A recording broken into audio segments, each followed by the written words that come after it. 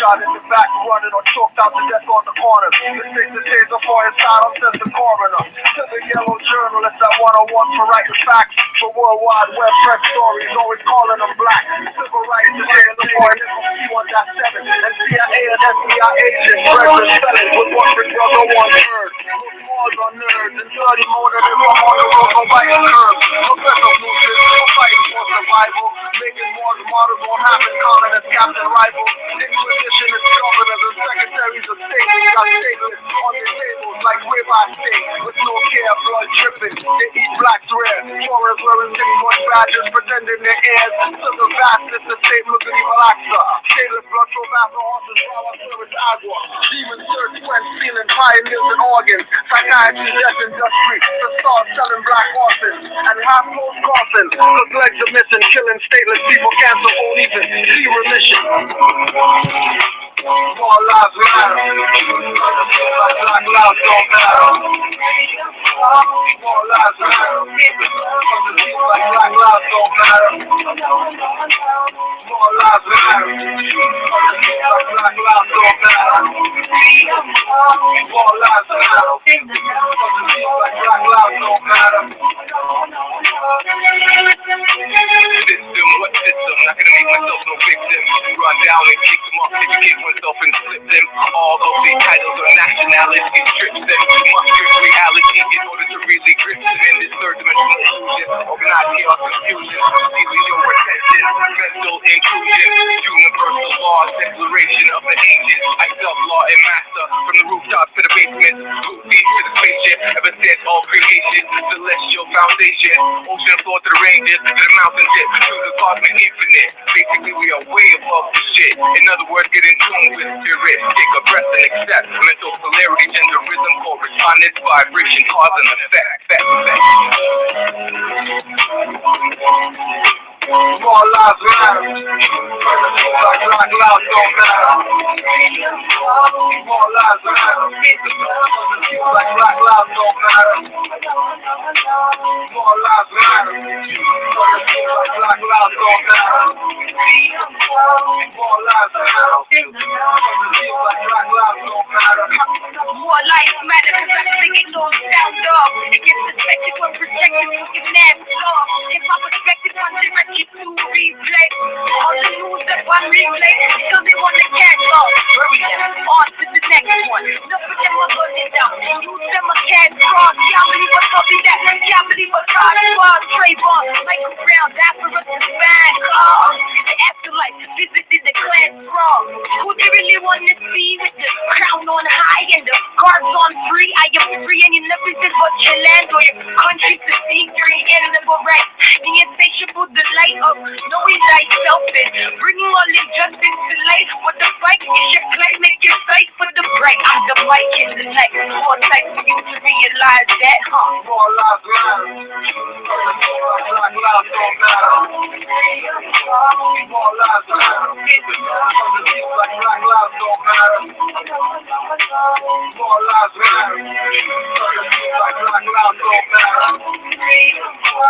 All lives matter. Black lives don't matter.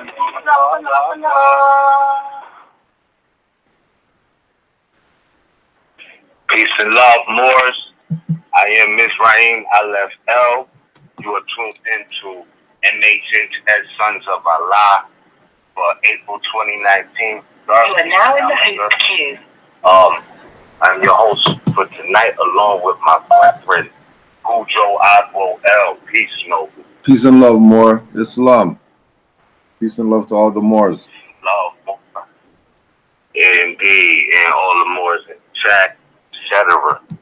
Peace to you all. Man, we was talking about briefly earlier, like, I gotta say, first off, let me just say I'm thankful that we do this even in this format, because I was telling you how I had lunch with a blind man, you know, one of my mother's friend or family member. We were sitting down and having lunch, but he was sitting in front of me in the booth, and I was watching this man not be able to see, right? And, you know, it struck a human emotion, because things that we take for granted, just simple things, such such as being able to see your fork, being able to see your environment and respond accordingly.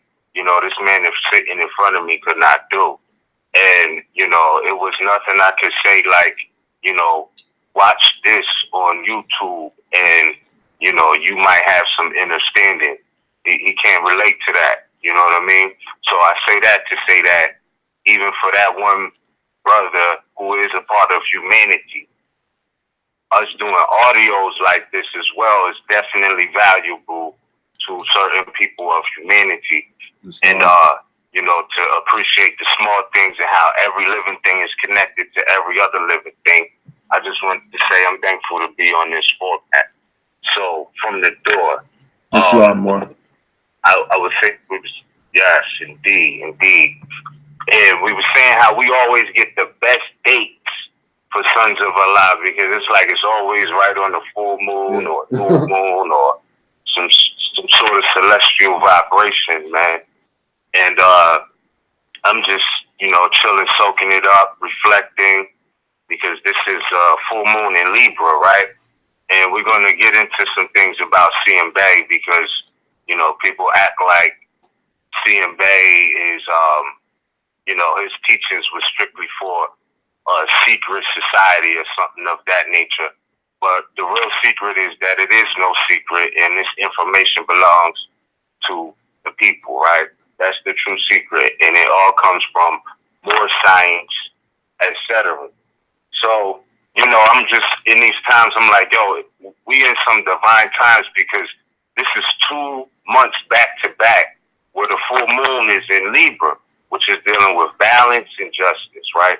So we got that on our holy day according to the 101s, right? We have that specific back-to-back event in 2 particular months or moons, you know, between 2 moon cycles, and I think that's unique. But also the fact that, you know, my born day is coming up this Monday, and I'll be hitting 32. So in light of what CM Bay brought, since they wanted to talk Masonic degrees, and Masonry basically is nothing more than more science or the science of building in the zodiac. So the science that CM Bay brought to Moors for the public record, remember this man filed things in the Library of Congress. The Library of Congress, there's a lot of public records, and I'm always and forever thankful for, speaking of moons and, you know, times of balance. At the September of last year on the autumn equinox, Satan Ra and his wife set up a trip to the Library of Congress, right? We went to the Library of Congress because I want to make this concept clear from the door.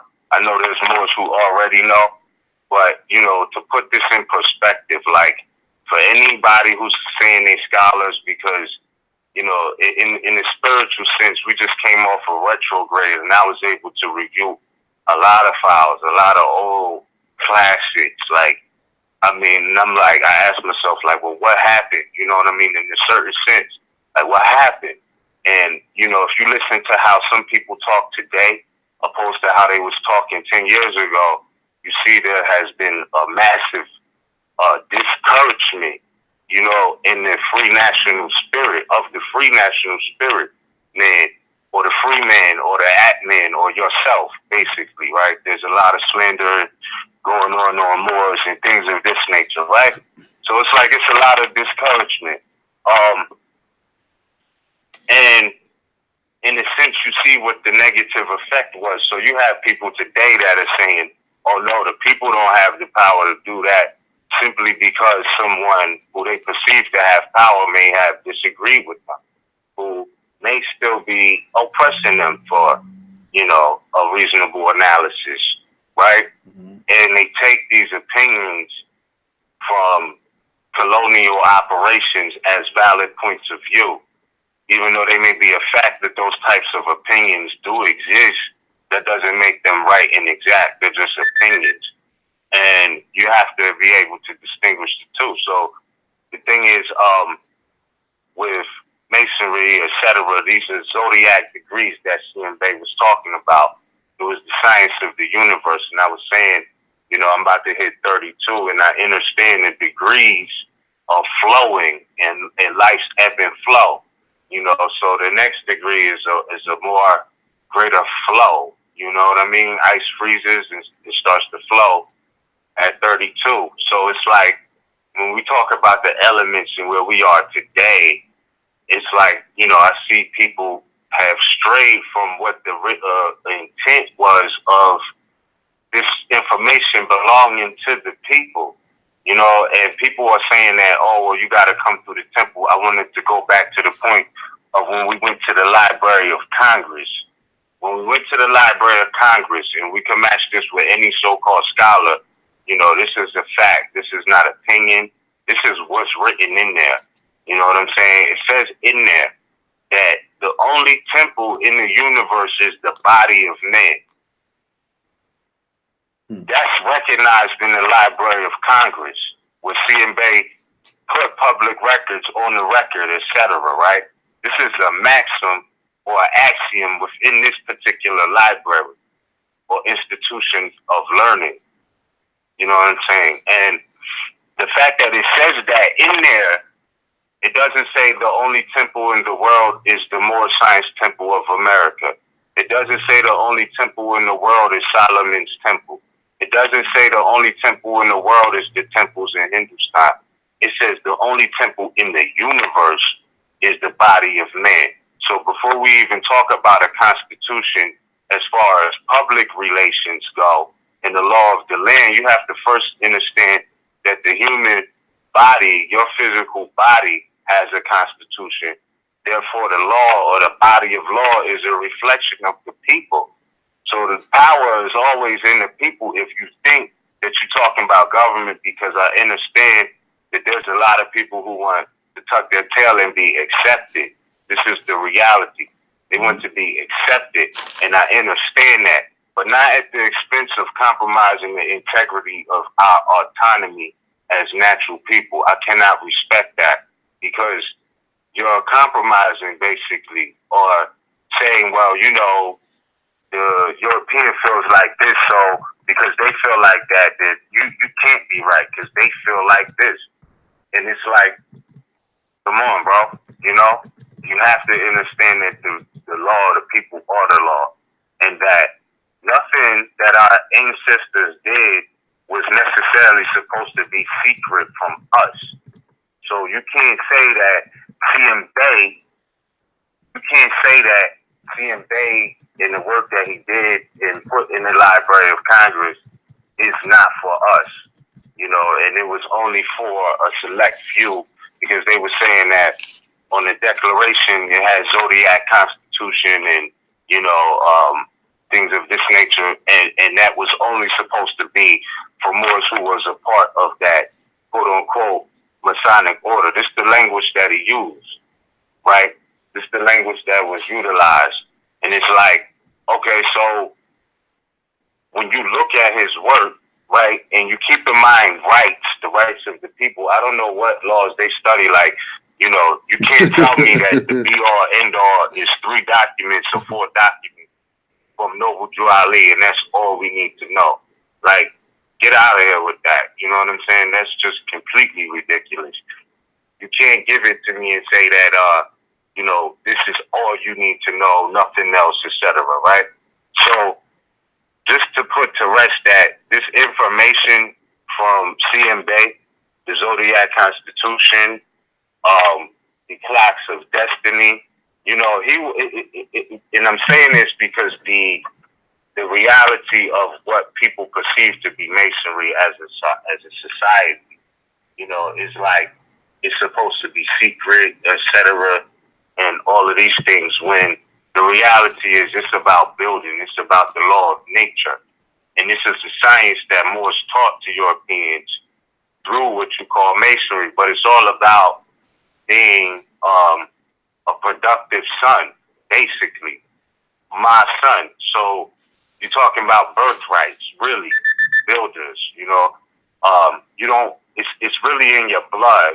I'm speaking of Moors or Asiatics of America who are of Moorish descent. You know, there's nothing that our ancestors did in Noble Drew Ali's time, in CMB's time, etc., that was not intended for us to know. So Pardon the interjection, Moor. it was no secret with CMB. It was not a secret thing, and here's the proof in Article 3 of the Zodiac Constitution, right? This is proof to you that it's no secret, and if you look up rights in the John Bouvier's Concise Encyclopedia of Law, it speaks about how the people have a right to communion and speech, writing, printing, letters, etc. So the Declaration, there's nothing foul about that. Those are rights, and if anybody is making a downgrade or let me say, trying to black hat, people exercising their rights, then that's a violation on them, not the people that are exercising their rights to communion and speech, letter, print, writing, etc. So, Article 3 of the Zodiac Constitution. Just so y'all know that the Zodiac Constitution and CMB's work does not belong to any specific sector of the Moorish nation activities. It belongs to all of them, because it says here, Article 3. Now, this is not me. This is what the text say.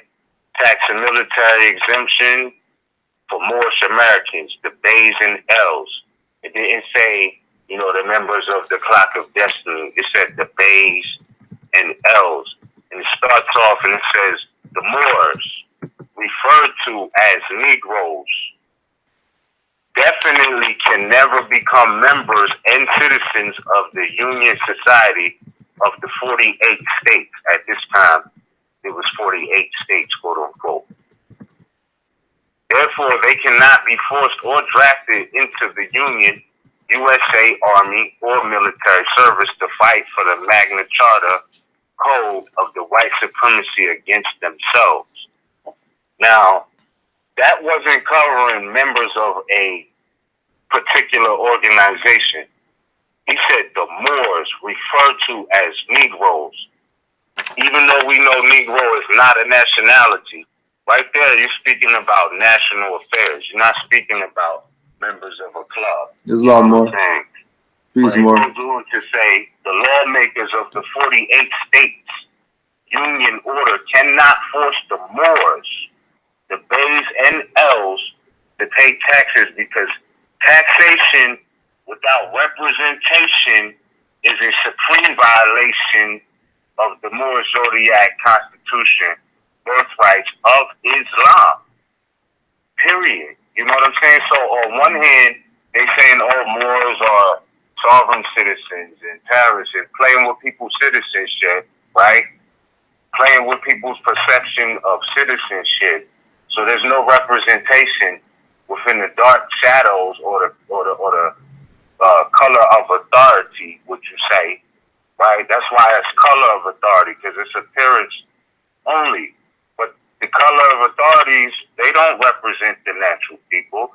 So without that representation, it is a violation. It's like paying into, like, would you go to the store and just give, 100 notes and not come out of the store with anything?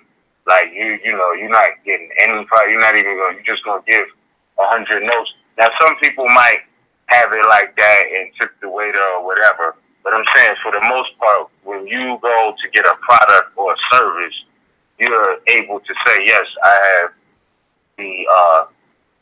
the result of this particular, of obtaining this particular product or service. If you're not getting either one of those, no due process of law, none of these things, what are you paying into? There's nobody representing you within that system, according to what CMB is saying. So let me continue this, right? Because this is what's going to let you know that, even if people belong to the class, you got to be out of your mind to disagree with what Moors is doing. So here it says, when the Union lawmakers denounce their immoral Magna Charta code and resort to the Moor Zodiac Constitution, the Moors, not the members of, let me interject this, not the members of the Moor Science Temple, not the members of the Clock of Destiny, It says the Moors are compelled, excuse me, let me bring that back so this comes off clean.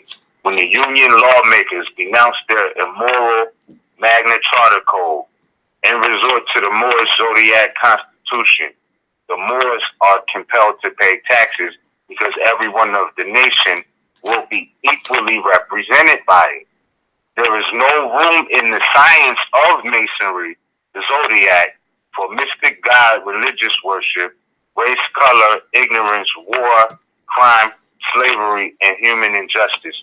So I say that to say that even if CMB, if it was strictly a Masonic order, CMB is telling you there's no science in, there's no room in the science of so-called, Masonry for human injustice. So Masons, if you are in that, you're not supposed to be standing for that either. If that's what it's about, and it's supposed to be exclusive and all of these things, you can't even get that. Exactly. That's the mandate. That there's no room for human injustice. And don't act like all Moors been treated equally and fair in all of these things. You know there's injustices going on Moors who know themselves and the Moors who are referred to as Negroes, as CMB said. So I stand on that. Islam, and I'm saying that Islam, that the Zodiac Constitution, the things that our forefathers put down and manifested for our salvation, you know what I'm saying? This is what's recognized in law. Like, you can't tell me about how in law it's not recognized because, Noble Drew Ali established this and the only way is to, what he said, Cujo, he said that, what Moors in America, he said that it was, we weren't called Moorish Americans because Noble Drew Ali was the only one who ever did that, and we weren't that before Noble Drew Ali and all of this. And I'm like, what? These people obviously haven't studied historical record. So if you want to come from the perspective of, you relate and sympathize with what Noble Drew Ali did as a prophet, I understand that, but understand that what he did was something very much, he brought something back ancient, that was divinely prepared for us, and in the Library of Congress, we can sit down with any congressman or whatever, and they could walk you through or whatever. We didn't have a tour guide. We just was going through, but I'm just saying that, it's undisputable, when it comes to the realms of law, Moors know what they're talking about, and I think that it's a disservice for Moors in the Moor Science Temple of America or not to act like Moors exercising their rights as a collective is some sort of flaw on society or humanity when, the resistance or the repulsion from the European society or whatnot has been there for generations, even since Noble Drew Ali was there. So don't act like it's something new with Europeans disagreeing with Moors. It's not. It's not nothing new. You know what I'm saying? So I'm saying that to say that Moors, be yourselves. I know that Moors who study RV Bay publications for real and further research the reference points and things like that, they know what they're talking about when it comes to law. And even with that, you gotta understand that there's still oppression because there's a lot of cases. There's a lot of cases where people was right as right as you can be, as a 90-degree angle. And that don't mean that there's not going to be violations upon you because you're right. That doesn't mean that. But you got to understand that there are violations and something needs to be done about that. It's like, you know what I'm saying? They're like, these people don't agree with you, so, you're wrong because they don't agree. Well, they're color of authority. They're operating under color of the law. Why would they? Do you understand that part? That's the real question. You know, so I say that to say, Moors, be yourselves. I wouldn't let any negative opinions, and even with the Southern Poverty Law Center recent report, right, where they was trying to classify Moors as hate groups and all of this. But the thing is, they have been deemed a non-reliable source for some years now. So it's like, it was once said, you know, before you act on a word, just really consider the source. Because the source is not always accurate. So they can say whatever they want. And then, you know, they put that out, and the dude who was the co-founder of the Southern Poverty Law Center gets fired. You understand? So it's like, when he gets removed, what does that mean? If he's the co-founder and he was fired because of some rumblings of some racial mistreatment of different employees and things of that nature, what do you think that means for all of those negative opinions and negative suggestions that they put out about Moors playing like people are sovereign citizens, knowing that sovereign is not a place to be a citizen of? So, you know, with that said, Brethren Cujo, for now, I'm going to yield the floor because I know you was trying to say something, but I definitely wanted to make that point. Yeah, and yeah. I want to refer back to something in the Clock of Destiny to further establish the fact that CM Bay wasn't talking to not just the sons. If you listen to his message, he was trying to wake the sisters up. You feel me? And if I can, real quick, on page 20, he says, civilization is founded, Clock of Destiny, volume 1. He says, civilization is founded upon practical wisdom and the morals of woman. Period, bro. That's deep. And then he goes on to say, the Moorish or Asiatic woman have undergone everything which could have been imposed upon them, yet they have retained their morals. You may compare the acts of the kinky-haired Moorish or Asiatic woman of the quote-unquote United States and abroad with the acts of the European or blind women of the United States and abroad, and thereby draw your own conclusion during the next 7 years of global economic and social revolution, right? And I'm saying that to say that, who you think needed to hear that message? A bunch of brothers in the Masonic Sun Order, right, excluding women? No, she needed to hear that message. You feel me? He was speaking to her. So, you know, y'all need to really chill out with that, you know, the Clock of Destiny secretly, or, you know, for a certain class of Moors. Not that it's not an official order and things like that, but broader than that, even within that order, there is no room for human injustice.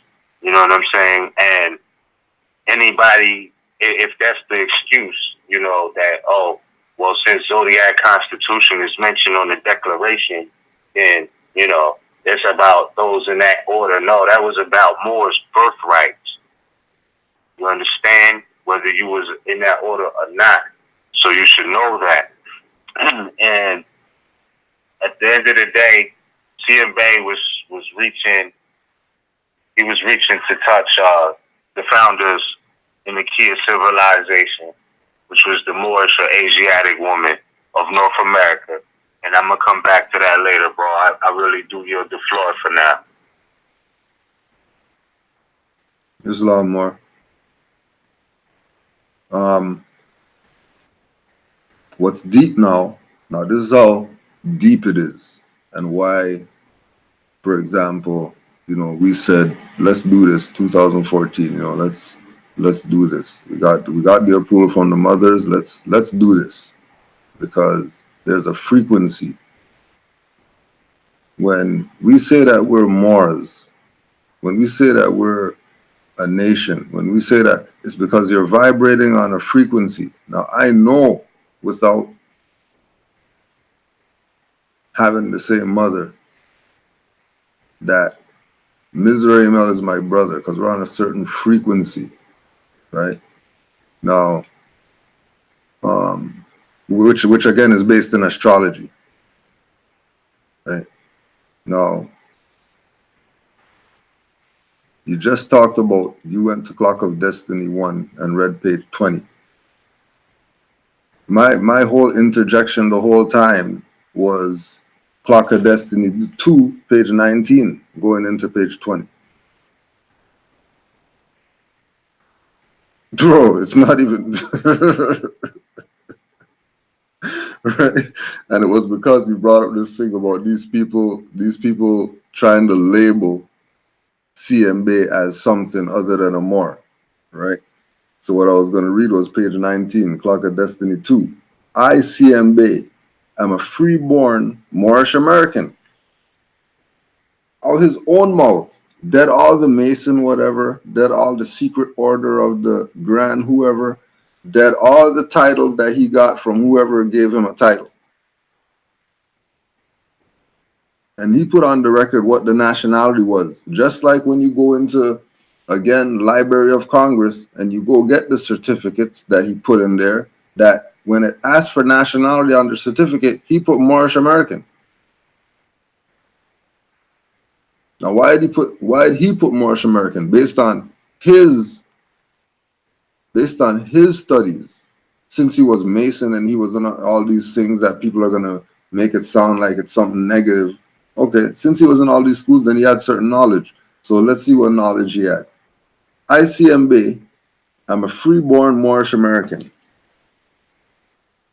and well recommended by my universal law, the science of the 12 signs of the zodiac, in which I inherited from my Moorish forefathers of this northern hemisphere. Inherited. So he's talking about birthright. The same teachings that Noble Drew Ali was teaching, he was teaching. That this is birthrights. Regardless of what type of order you think that it is. Regardless of I made an order and called it something, it's still about birthrights. It's not about the order. Which is why people who took control of the order, these people never talk about. How come this guy has the audacity to talk BS about CM Bay, but he's not going to talk about Nakeem Bay, who been sold out Clock of Destiny? Years. He's like the dude who shot Nipsey. Oh, everybody knew that guy's a sellout. Like, what the hell? What do you mean all you guys knew and he's still around? What you mean? What you mean this guy's face comes up and now everybody knows who this guy is? And nobody thought that maybe this guy might do something? Somebody watch when this guy's around? Take one guy and put him to watch that guy all the time just because we know that you're informant. Same thing. You're gonna call CMB's name and try to make it like CMB was against Noble Drew Ali, when it's the people who were after CMB, just like with Noble Drew Ali, are the problem. The people who told people in order for you to join, and trust me, I know because I went to try join Clock of Destiny, spoke to Nakeem Bey personally, and no more is telling me about in order for me to go through some whatever, I have to wear a red tie and all this type of BS to be in some order. The hell are you talking about? Oh, well, there's the initiate, because the initiate, if you're the initiate, you have to do a red tie, and then whoever else has a green tie, and then you elevate to the black tie, and then your black fez, and then all this stuff in their little BS. These people are full of BS out here, trying to play around with your birthright. That CMB told you that it's your birthright, and Noble Drew Ali told you that it's your birthright. And they told you that it came from the ancient foremothers and forefathers. It didn't even come from them. It's not even their stuff. Like how is it Noble Drew Ali stuff if he's telling you we honor all true and divine prophets and he named everybody before him? How the hell is it only about him? How how does the mind grasp that it's only about this one individual man, but he's talking about people that were before him? Not all Moors are dumbasses out here. Some Moors actually do study. Not all Moors took the position of, oh, well, because that person has a title or whatever, we don't have to study because they're our representative of the whatever, and they're going to talk for us, so we could just stay over here, be dumb niggers, while they go represent for us. That's how your ass got sold out in the first place. Just like we were talking about with the ADOS, right? And then these clowns are founded by somebody named Yvette Carnell, that she got the L in there, and a man named Antonio Moore. Now, how is it that someone by the name of Antonio Moore and Yvette Carnell are the founders of some American slave BS, when both of them in their name proves that they're Moors? You don't need no more than that. That your name's Antonio Moore, and you're telling me about you're African descendant of some slave, whatever. When Moore's in your stuff, people are playing, or they're on some drugs you don't want to be on.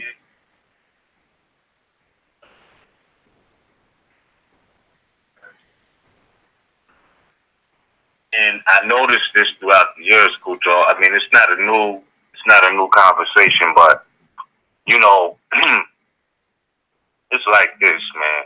We know that American, and we all know, you could look this up in the Webster's 1828 or 1936, and it'll tell you an Aboriginal or one of the various copper complexion natives found on the continent by Europeans, right? So when you look at the statement or the title, ADOS, meaning American descendants of slaves, this is another oxymoron. This is another misnomer. It is not, identity of a people to really even identify with, because you can't be an American and be a slave, because a slave is a Slavic from Central Europe. Tell them. So to say that you're an American descendant of a slave or a Slavic from Central Europe still has no standing in law. So if you have no standing in law, really, because that's almost worse than, or on the same lines as saying, if not worse than saying African American. It's like, are you African or are you American? Are you both? Oh, you're Moorish American. But to be an American descendant of a slave is it has no standing in law. Just like Negro, black, and colored do not have standing in law, like in law. So, though natural rights, everybody is entitled to their natural rights or birthrights by birth alone, regardless in a sense. But, stating that law, if you claim reparations as an American descendant of slaves, I would like to see the outcome of that. But I don't think they're going to recognize that as having standing in law. And from what I've seen, they had the Star Spangled Banner like that's their national flag. So I'm like, damn, you know what I'm saying? I don't know, because again, it's like confusing the United States or United States of America for America, the land, or the crest of Asia, as CM Bay refers to it, in the Clock of Destiny Volume 1, when he was going in about the crest of Asia. And I'll read when he says the land of the Moors, the crest of Asia, on page 10, Peru, Mexico, Isabella or Cuba, USA, Canada, and Alaska, all of which comprise the land of the cultured Moors, not niggas, but cultured Moors, the descendants from the ancient Moabite nation, the fathers of civilization who inhabited this hemisphere. Thus, the USA, Alaska, and Canada lie in the geographical region of the crest of Asia, often referred to as the temple of the moon and sun, of which scientifically imply the greatest inclination of the Earth's axis to the sun during the months of June, July, and August in the northern hemisphere. So he was up on territorial jurisdiction pretty heavy, bro. You know what I mean? Like that's pretty heavy, because here and say, USA is our land. He said no. He said thus the USA, Alaska, and Canada lie in the geographical region of the crest of Asia. Right. He didn't say it was the crest of Asia, it lies in that region. So they was within the territorial jurisdiction of Asiatics, which is very important, because you could go for that, this land is your land, this land is my land theory if you want, but that's not the case, and yeah, the Mother Earth is here to give nourishment to everybody, but, it's not a this land is your land, this land is my land type of thing. That's why a lot of people are lacking the benefits of enjoying their estate right now because of that concept. Look at what happened with Pocahontas, or a woman called Rebecca. You know what I'm saying? So, or Mataoka. So I'm just saying, got to be careful with that and understand that it's a point of declaring your nationality and status. It's a point of declaring your status, because a status means a state. And if you're not talking estate or ancestral estate, I don't know what you're talking about. I don't. I really don't. What's the point of declaring your nationality or affirming your status? So if you're going as an American descendant of slaves, you have no claim to this land or connection. And with that, I yield the floor for now, bro. It's a lot more. And again, going back again to the Clock of Destiny 2, page 15. This idea of the secrecy of knowledge. Did you ever stop to think that the Pope and every ordained priest of the Catholic Church are master astrologers? These master astrologers are the ones who have long suppressed the science of the zodiac by way of negative religious mystery or superstition. Right? The negative religious mystery or superstition. That's all the stuff that these people are trying to do. Trying to get you away from CMB, trying to get you away from Noble Juali, trying to get you away from being active Moors and keep you passive. All that is part of the religious mystery. And the superstition is the concept of this being a Moor and doing certain things doesn't work or whatever. When they haven't even lit a candle to know if candle magic works. But they're telling you about candle magic doesn't work. And they don't even know anything about candles. Right. And the chandlers, and the chancellors, and all of that. Right. Only selfish dictator, master astrologers can enslave the human minds to false gods and religion. So when all these woke, awake, conscious, scholar, leader, whoever is out here are telling you, they're telling you about some white man or some devil or some whatever that's ruling you. That thing they're talking about is a master astrologer. Because only master astrologers can enslave human minds. Only master astrologers could do that. Nobody else. This is CMB putting the stuff on the record. publicly. So nobody can be confused. Everybody can be right and exact where they're supposed to be with regard to their frame of mind and how they look at other people and how they look at themselves. Only master astrologers. As soon as you hear one of our people say, our people are under mental slavery, a master astrologer did that. It wasn't some white man, it wasn't some cracker from whatever. It was a master astrologer that put them in that predicament of having no knowledge of self. So guess what has to be used to get out of it? Which is again why people want to talk BS about CMB, because he brought back the freedom keys to you. Astrology. Broke it down.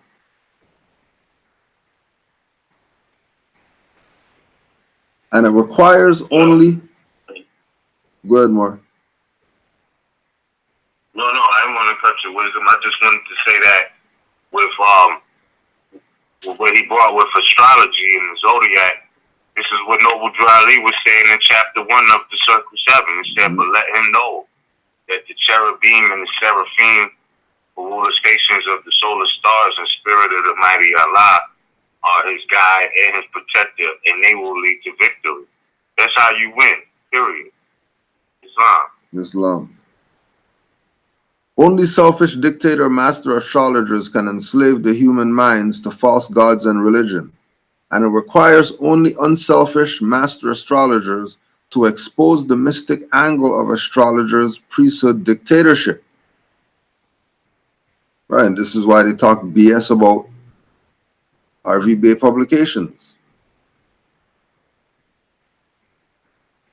Because you're looking at unselfish master astrologers whose duty, just because they're unselfish, is going to expose the mystic or the hidden angles that the dark priesthood are using on the dumb masses who don't want to go study and think they can just push somebody's video and learn something relative to who they are. And nobody's looking at application of knowledge to know who they are. Everybody's looking at push something and I know who I am tomorrow. And thus yet the human enslaves minds free. Now you may continue reading the unselfish astrologer's side of the law. Prince Hall is only a mystic name. So also King Solomon, Hiram Abiff, Queen of Sheba, and David are only mystic names. So if Hiram Abiff is the foundation of Freemasonry and CMB is a Freemason, 360-degree free Moorish Master Mason, how come he didn't keep that secret that Hiram Abiff is a mystic name? How come he exposed that in a book that's publicly filed in the Library of Congress that everybody knows? All you got to do there is go pull the book. Oh yeah, but you can't go do that because these Moors who are in control of Clock of Destiny now moved all the stuff that CMB put in the Library of Congress.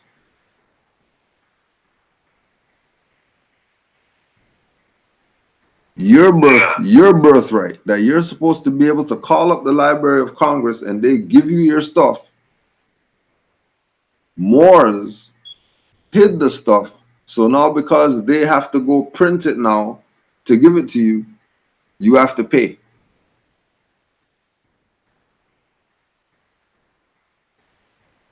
When he put that in there for you as your birthright, so you can have access to that at any time, all the certificates.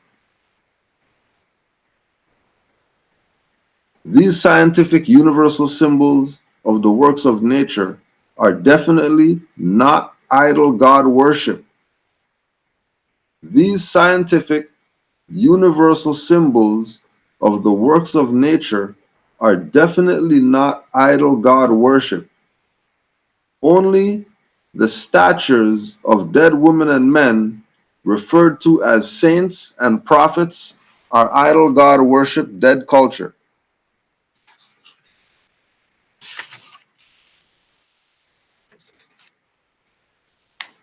Let it all be known. Like Moore said, no spookisms.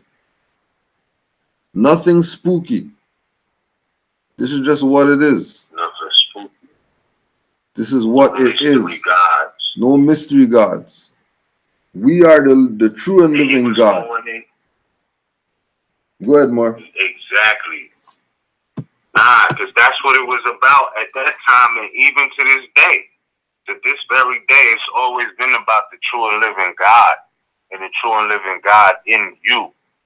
You know what I mean? Because when you read C.M. Bay's work, he's going in heavy on the Roman cross order, the Society of Mary and Jesus. Like, he's telling you through the depiction or the image of the Daughters of American Revolution, you know, this is where the so-called white Jesus is coming from, and the image worshiping, all of this. So that had a heavy impact on our people, bro. At the time frame that they were speaking in, it was a massive spiritual attack, bro. That was a spiritual attack on our people, for real. So this is why they came with the divine and national lessons to get them back in their own proper person, appropriate persona. Whether that was mentally, on paper, or whatever, you know, man, it's mind. They was trying to get people's mind right. And when he's talking about the Roman conquerors added 580 years of the Moorish calendar, 1795 Christian calendar year is equivalent to 1215 Moorish calendar year. 1865 Christian calendar year is equivalent to 1285 Moorish calendar year. 1946 CCY is equivalent to 1366. So he's going in on all of this, and he's not only just showing the difference between the Moorish mathematics, because when you talk about calendars, you're talking about planetary movement. So he's linking you back to the fact that your ancestors were astrologers, astronomers, and things of this nature. And Christianity wasn't giving our people that. It was giving mystery gods, which is why even a lot of societies in the 20th century was going in on spirituality to get our people back right mentally, because it's all connected, for sure.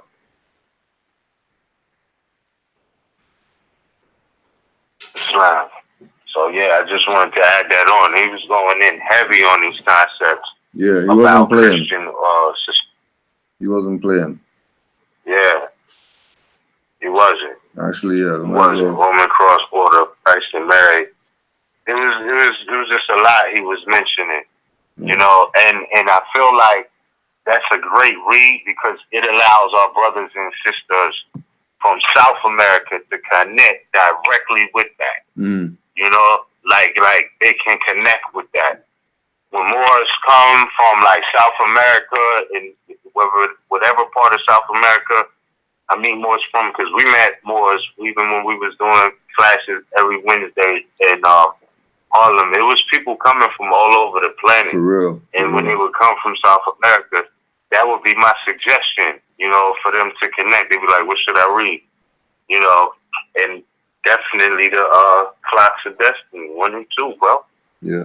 You know what I mean? Because it's relatable to any Moor from any part of the world, really. Any Moor can relate. Yeah. Yeah. That is a fact. And again, that's going back to that thing about the language. Like we tell people now, you know, you want to do whatever, put Moorish in front of it. Don't play around like you're all this other stuff or whatever. Just put Moorish on it, so it can have some historical relevance. You know. Yeah. Like when you go through all the things, he's not talking in all these different terms or whatever like that. He's talking Moorish, Moabite, you know what I mean? Zodiac, Franciscan. He's not jumping around. Asiatic, you know, he's not speaking in the fiction. He's not speaking in the color. You know? Right. This is from the foreword of 2.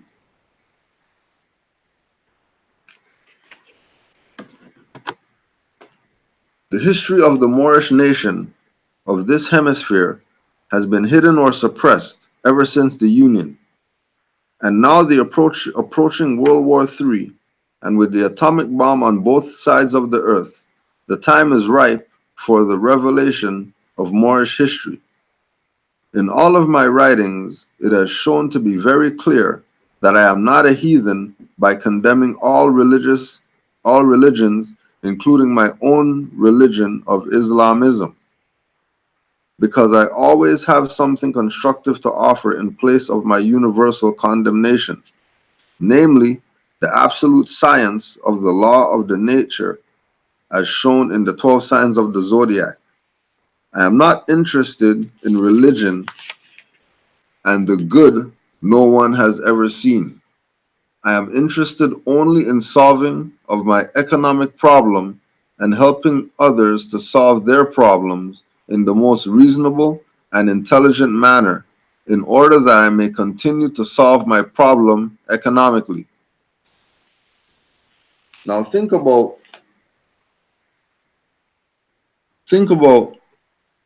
where we are, and if everybody thought like this, I will read it again. And then look at all the other people around us who are a nation and how their stuff looks compared to how our stuff looks. I am not interested in religion and the God that no one has ever seen.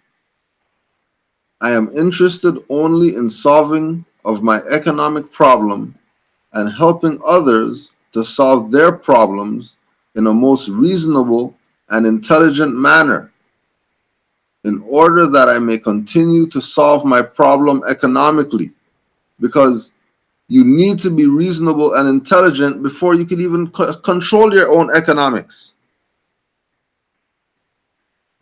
That's why Negroes will never get reparations, because they already know they give it to them, they're going to give it right back. So why we even give it to them in the first place?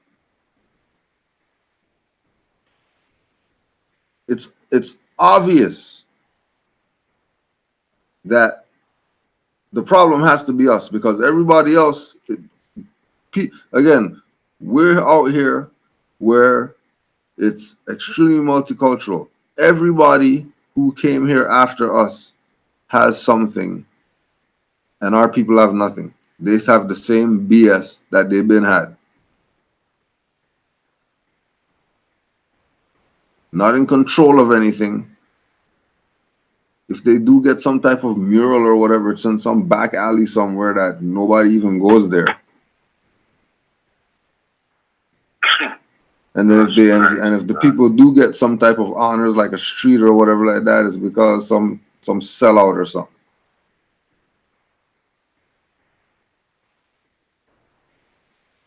And majority of these people were only interested in solving their problems, not everybody else's.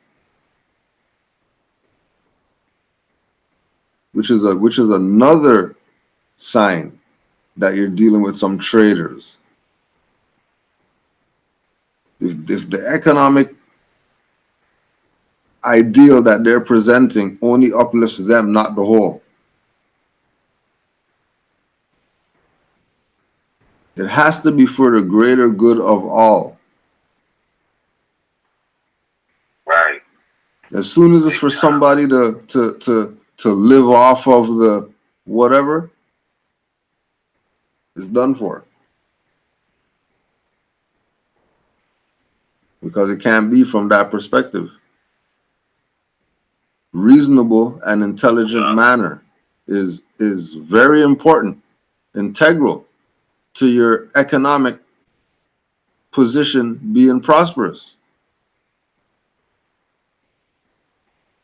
Yes.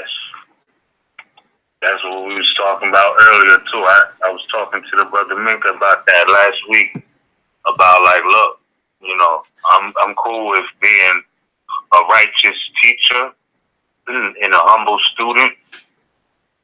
But the concept that we have to be quote unquote poor righteous teachers, I just don't. I can't resonate. It doesn't resonate with me because, like, even in my darkest hour, as far as like finance, I always had a mind state of abundance. Like I always know I'm like, all right, I ain't where I want to be, but I ain't gonna be here forever. So this is I just can't settle with the fact that we have to be poor to be righteous or to be teachers. You know what I'm saying? Like that just doesn't resonate with me because we come from a land where there's abundance. You know, and richness and value doesn't have to be determined based off of how many Federal Reserve notes you have. That's not really, you know, wealth or, you know, I mean, it gives finance. It takes finance to uplift the nation, but a nation is so much more that goes with a nation than how much finance you have. You know, so if you have resources, and we know that from what the exhibition is on Ellis Island, you know, that's what the Europeans came to do. To conquer, convert the native people to Christianity, exploit natural resources, and convert the native peoples to Christianity. That's on Ellis Island. Like, that's not just CM Bay saying that. These are facts on Ellis Island. So, you know, like, this is beyond dispute. The fact that people don't know and they feel like the only place you can learn is through, you know, somebody with a title who, you know, really ain't doing the footwork, you know, or hasn't done the footwork, and respect to those who have. But for the most part, we're not seeing nothing come out of that except for analysis and Sunday services for the most part, from what I'm familiar with. If I'm not, if it's more than that, let me know. But I'm just saying, that's what I see. You know, YouTube. So I mean, it is what it is. You know, I appreciate what Prophet Noble Lee brought. I appreciate what CM Bay brought.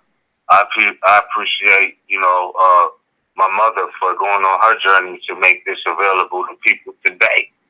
That's big. That's definitely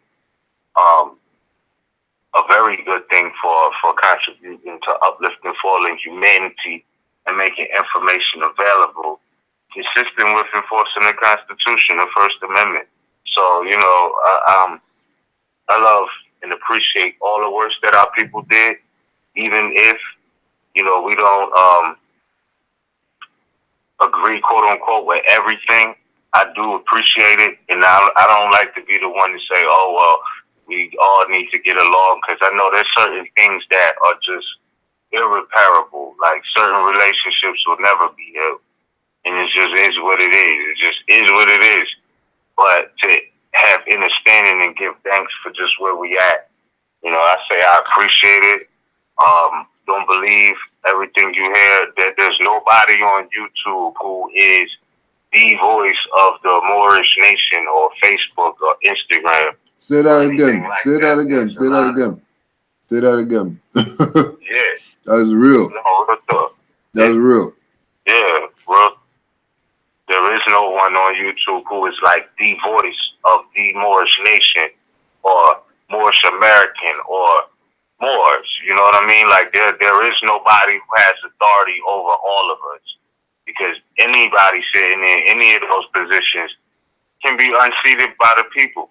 You know what I mean? So that's really how the authority game goes. If you know, want to analyze that, give that an analysis.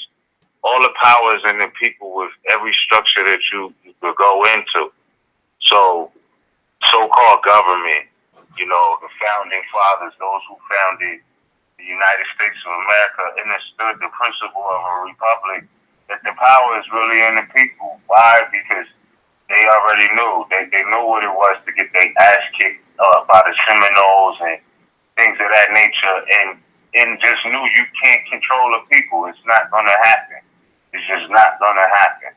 So, not just that, but it's a against natural law. That won't work out in the long run. So, understanding the power of a republic, they knew that the people had the actual authority. They was just representatives. So don't get it twisted. And they didn't represent you. They represented their nationality, which they were of European descent. All right, those were the slaves or the Slavics, those Europeans who declared their independence in the 1776, also 1775. You got the Mecklenburg Declaration of Independence, Mecklenburg County, et cetera, But keep in mind that those Europeans, those are the descendants of those slaves. They were those slaves. So if you're talking about an American descendant of a slave, you acting like you part of George Washington and them's family. Basically, that's where you at. James Harrison and them, because they were slaves on plantations. We went to the the Berkeley plantation, and it's showing you how the European president was born on the plantation before they declared their independence. Those was the slaves. Those was the Slavics, man. So let's just actually put in perspective. You feel me? Every time you say that, yo, it just hits me somewhere. The freaking president. People talking so crazy. President was born on a plantation. Like, you're worried about some black guys in slavery or whatever. Like, what the hell? Yeah. That's crazy. Yeah. And the history there with the Asiatics of America is ill. It's really ill. It's some gory history on that. But that's the reality, man. It's like we keep swapping our stories. Mentally, we will not mentally understand that we're different. Like, it's just a mental blockage with that. I believe that it's true. You know what I mean? That we cannot, not that we can't, but it has been challenging to understand diversity of nationality, of citizenship, of all of these things. Like, we have this inclusive mentality. Yeah. Even though every living thing is connected to every other living thing, there's categories, you know what I'm saying? And there's separations. Like, and it's been said before, there's birds, but there's different types of birds, you know what I'm saying? You have geese, you got robins, you got bluebirds, blue jays, you got eagles, you got vultures, you got all different types of birds. And birds of a feather flock together. So you don't really see, like, different birds flying in the same type of pack. You know what I'm saying? So in nature, it's just a principle of natural law. So when we get the fact that, yeah, we are all humans, etc., but we don't have the same nationality, I think we can start separating this history of who's the slave or the Slavic and who's not. Yeah, it's about because time. It reminds you, they traded places. You know what I'm saying? They traded places in a sense mentally, because the European is calling themselves American now. You know what I mean? And they're not American. They are slaves or Slavics, descendants of Slavic, but they're not American. Well, true Americans are not slaves. Let me ask you this. So it's a confusion in that, bro. So somebody in the chat was asking, somebody in the chat, if you could put your 2 cents on this. Why do our people want to be everything except Moors?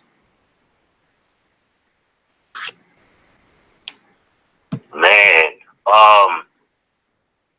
that's, to me, it's kind of hard to answer that question for them, because I want to be myself. I know I'm a Moor, and I've accepted that. I've done the research, I've done the study, so I can't speak about some people who don't want to be. All I can say is that's their choice. Maybe it's their perception. Maybe it's the connections in society that they have, where, like, they know that, I don't know what it is, bro. I personally think it's been a lot of the media slanderous campaigns, led to a lot of discouragement. You feel me? Like they're more so looking to be validated. They're not looking to be themselves. They're looking to be validated from their victim mentality. In a sense, I could be wrong, but I feel like that from what I've experienced in conversations, like it's more so an element of defeat, bro. I think they've accepted defeat. Yeah. And whatever came with that. Like, you know what I'm saying? Remember when Toby just came, like he said, fuck it. Excuse my expression, but he just folded. Toby. You know what I'm saying? Like, I think that we've been through that mentality and reached that point. Some of us, maybe not all of us, but you know, I think that's what that is. They've just accepted defeat, and they weren't really defeated people. You gotta remember, the Europeans did not defeat all Moors still to this very day, bro. Like, remember what the story is with the Seminoles. They kept so-called Seminoles anyway. You know what I'm saying? Now you got Europeans today trying to be and claim, you know, eventually they amalgamated in, but it's like they didn't defeat them back then. They didn't give up. They kept coming back home, so it was like they couldn't get rid of them. And I just think that through the paperwork, through, you know, lack of not really wanting to understand language and how it's utilized in civics on paper, I think that this, you know, because it's easier, you know what I'm saying? Like, a lot of people want the feeling of somebody being obligated to them, right? So let's say a college be like, yo, we got a $500,000 grant or something for black singers or something like that. Well, you know, they want to go for the 500,000 as a quote unquote black singer. So in certain aspects of society, maybe they feel like it's I don't know. I can't speak for them. I'm not even going to try to speak for them. Well, what's really crazy? No benefits. Well, what's crazy though is that one of the Moors put in the chat that what's crazy is that Asir made the comment that they don't think that they're good enough to be Moors, which is that same position that you have almost, that, you know, they accepted their capsule, you know, like their life is limited to this bubble, and that's it, you know, not knowing that there's so much more. Yeah. You know. Yeah. That's it. And then they'll tell you that you're not quote unquote black enough. And then you say, well, how you define what is black? You know what I'm saying? Do I gotta eat chicken and waffles? Yeah. Like, do I gotta, you know, have watermelon at the picnic? Like, how do you define being black? Sure. Like, is it a skin complexion? Is it a culture? Like, do my girl gotta wear weave, like, to be black? Or, like, you know what I'm saying? And I'm not knocking my people, I understand. But, like, sometimes it's such a profile, they judge your blackness on your attitude, not just skin complexion. Yeah. You know what I'm saying? Like, they'll say a European, etymologically, that's true, but they'll say that a European is black. Like, they'll say Eminem is black.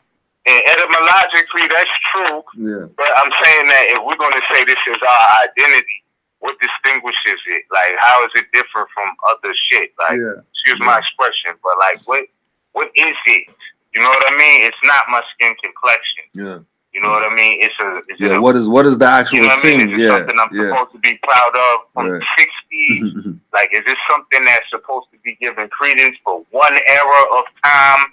Like, how do you define that? You know what I'm saying? Like, what does it take? You know what I'm saying? Do I gotta have, what is it? You know what I'm saying? Because it's not something that comes from the national bloodline. It's not a national bloodline. It's a profile or a stereotype that you're supposed to fit. You know what I'm saying? Your blackness is supposed to be on. You work 9 to 5, and you know you come home and supposed to struggle or some shit like that. I don't know. I can't identify with that shit. Yeah. Like I just can't.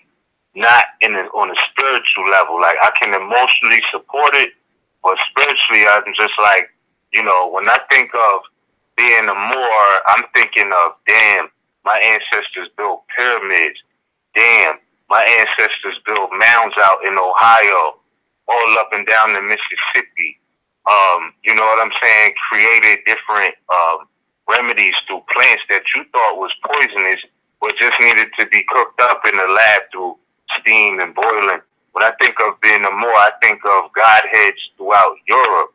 You know what I'm saying? I think of contracts, international contracts, and the formation of you know, the Moors and European relations having some rules and order to it. Like, you know what I'm saying? Right. Not just the fact that, you know, we made the first fastest track record and of running a lap, and it's only related to Olympics and music industry and all of this. Like, it's deeper than that. Our ancestry goes so much deeper than that. When they talking about the ancients, you know what I'm saying? And black is a German word and a European word. The ancients were not calling themselves that. Emma Marie Trusty goes in the book Underground Railroad, The Ties That Bound Unveiled, when she was talking about how the Lenni Lenape, the more fair-skinned ones, you know what I'm saying? Because, you know, brothers be trying to diss Moors and be all proud to say they Lenni Lenape and all of this and all of that. When the history tells that the dark-skinned Native Americans who were Moors remained in the South Jersey region and was just classified as black. Meanwhile, others got booted out. So, you know, when you see them doing documentaries and, you know, they got the pale-skinned nation of Europe trying to dress up as Moors or so-called Native Americans and things of this nature, understand they jack your Moorish history. Understand that and labeled you black in early federal documents. That's what happened. So through that, you know, and this is not to take a shot at none of my people. I hope I didn't sound like disrespectful for those who don't have knowledge of self. You're straight. But real talk, we gotta analyze this. Like, how do we identify it? Because you got light-skinned people who will be so-called black. Like, I mean, under this false pretense of being quote-unquote black, it can't be about shades. It's not skin shade. You feel me? Like, so what is it? You know what I mean? Like, how does that resonate with, you know what I mean? Do you have to have an attitude? Do you have to be like, you know, what is it? Identify that culture. You know, but like I said, I think of my Moorish ancestry. I think of unity. I think of astronomers, healers, doctors, lawmen, lawwomen, builders, you know, mothers and fathers of civilization, artists, poets. I feel like, you know, explorers, travelers, founders, you know, it's just so much that I resonate with when I think of Moor versus black. You know, and I love my people no matter what they don't know about themselves. We understand or think they do know, but it's a whole nother resonance. Because those was the names that was given to our people who lost their spirituality. They didn't have nothing to do with ancient Mexam or so-called Africa. You know what I mean? That's not how they was getting down. They wasn't identifying as black. They'll tell you that Negro is looked at as a joke. But Negro and black mean the same thing. So, you know, I don't know. I resonate more so with who I know to be. You know, when I look up the definition of Moor and I read literature like J.A. Rogers, Nature Knows No Color Line, and it's talking about Moor means any dark-skinned person, you know what I mean, of Moorish origin or with skin brown like that of a Moor, is very clear cut and simple. There's no mystery. It's nothing to figure out. It's not spooky. It's very clear cut. You can look up black or Moor, see that black is an adjective, Moor is a noun. It's very clear. It's very clear, and it's interesting because every so-called state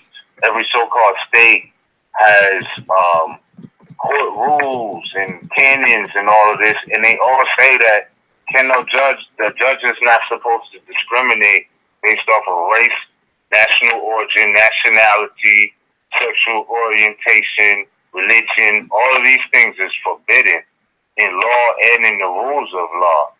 So, I don't know why they scared to be themselves and be Moors when they really need to stop crying about Moors being themselves and start getting busy with the human injustices that are going on every time they try to downplay Moors for being civically active, you know what I mean, based off their nationality, and then they start playing games about their citizenship, like they some sovereign citizens. Know damn well sovereign is not a place to be a citizen of. So, it's a lot to really, really consider when, we have that conversation of why they don't want to be themselves. A lot of them are in fear. You know what I'm saying? The God in them has been suppressed. Why? Because their conscious, the subconscious has been suppressed. How? Through the lack or the miseducation. But we're in the age of information, so that's going to be eradicated anyway, that mentality. So, with that, I say, man, be yourself. Maybe they don't want to be Moors because they didn't get the lessons of Noble Drew Ali. You know what I'm saying? Maybe they don't want to be Moors because they haven't studied Gnostic wisdom. You know what I'm saying? Yeah, it could be anything. Yeah, Asiatic wisdom. Could be anything. Yeah. Like when you read the Srimad Bhagavad Gita, it asks in there, it says, the question is, can a coward obtain moksha? And moksha is liberty, M-O-K-S-A, or moksha, right? So can a coward obtain moksha? No. The answer is no. Asiatics of America of Moorish descent, cowards cannot obtain liberation. So, maybe that's what it is. It's a sense of fear. Maybe that's what it is. I don't know. But I know that if they took themselves serious, I don't think there's anybody who wouldn't. Because in the face of all of that, in the face of all of the adversity and all of this slander against Moors is still going in there and not getting violated in a sense. There's still some Moors who have been more free national mind state so long in their respective communities that they already know what time it is with them. Yeah. You know what I'm saying? So, yeah. But that's the bottom line. When you study Asiatic spirituality and philosophy, you know what I'm saying, in Hindustan and Buddhism, etc., the question is, can the coward obtain moksha? The answer is no. So if they not free and they don't want to be free, and you might have to look for that element, really. You might really have to look for that element in them. And the cowards are the ones who you will see attacking their brothers and sisters who are for their liberation or their liberty or their freedom and whatnot, in the name of being a Moor, in the personage, in the image and likeness of a Moor. The Moor's fez, the Moor's turban, you see all of this, and they'll use that imagery to, validate or try to discredit other Moors who are really about that life that Noble Drew Ali said they were to be about. Islam. And try to pull you back down to subservient. And like I said, when we talk about real politics, real law, it don't get no more. If you want to talk research and study, it's a lot of good literature. But if we're going to talk law, the bottom line is it doesn't get more raw than the Library of Congress in the historical sense. And if they're telling you and telling the people in the Library of Congress who visit that the only temple in the universe is the body of man, You can miss me with I'm not a Moor unless I'm in the Moor Science Temple of America. You can miss me with we ain't Moors if we're not in the clock of destiny. You can miss me with Moor. We not Moors because of we exercise the right to travel. We have a nationality card. Whatever it is that you think you could say to discredit us being Moors or about freedom, because remind you, Moors of this day and age didn't make up sovereignty. Noble Drew Ali spoke about it in the Circle 7. Hold on. So when they're trying to downplay, like, oh, that's not what Noble Drew Ali taught. No, you know, you're not going in deep enough. And if you're saying that the brother said all you need is the Circle 7, the 101s, and the bylaws, but that's a fallacy. That's so kindergarten, but so advanced at the same time. Because when you read the back of the 101s, you will immediately know that you need the Holy Quran of Mecca. Period. Point blank. There's no way you don't need that. Why do you need that? Because he said that this is where the authority derives from. He said our authority derives from the Holy Quran of Mecca. Okay, I know Muslims who was reading the Holy Quran in Mecca before I heard of the Moorish Holy Temple of Science. Real talk, or Moorish Science Temple of America. So all of these things are paths that are interconnected, and you have to put the pieces together. Stop being so arrogant, so tribal. They're not national, they're tribal. They're tribal. That's basically it. If you're not a part of the Moorish Holy, you're not a part of the Moorish Science Temple of America, you're not a Moor. Yeah, that's tribal. That's bro. that's that It's Indian. That's that Indian talk. That's not Moorish. National. That's not Moorish talk. Yeah. Yeah. So that's how you know. You know what I'm saying? So don't let nobody say you can't be a Moor unless you're in the Moorish Science Temple of America or a Moorish American. When the conversation in of itself is national. You're talking about nationality, right? But they're going to reduce that to not just a tribe, but an artificial person. Because the Moorish Science Temple of America is an artificial person in law. In law, it's an artificial person. Yeah. Facts indeed. Facts indeed. But it is a temple. It is a temple in a sense. So it's like, you know, you got two types of persons in law, natural and artificial. McDonald's is an artificial person. You know what I mean? It's not a natural person. Yeah. So my thing is like, yo, don't be fooled, man. You gotta study. You know, it's a shame that it's not a shame. I guess we are obligated more so to step up to make sure people understand, overstand. Because the reality is, if you haven't studied and you're just waking up, you got so much to sort through. It's crazy. Which is there's been so many fucking things. Well, so much negative things said about Moors and images painted. You know what I'm saying? And it's just like, yo, you gotta know truth from falsehood. You know, you gotta know truth from falsehood. So, excuse me. That's where we at with it, Moors. My fault. I know we was going there for a minute. Well, it's all good. Let me see. Check. Yeah. Hold up 1 second. Okay, yeah, we have one caller from like the beginning. Trust they still with us. Let me see what's good, bro. Islam. Islam. Alright, so let's see. Caller 646-806. You live on the air. You with this? Islam. Islam. Peace and love, my brothers, my beautiful brothers. Peace and love to you and all the listeners. I tell you, y'all go in so deep and so thorough that sometimes folk like myself who feel so missioned to do some clarifying connectivity for those who may miss it from, you know, the aspect that y'all bring it,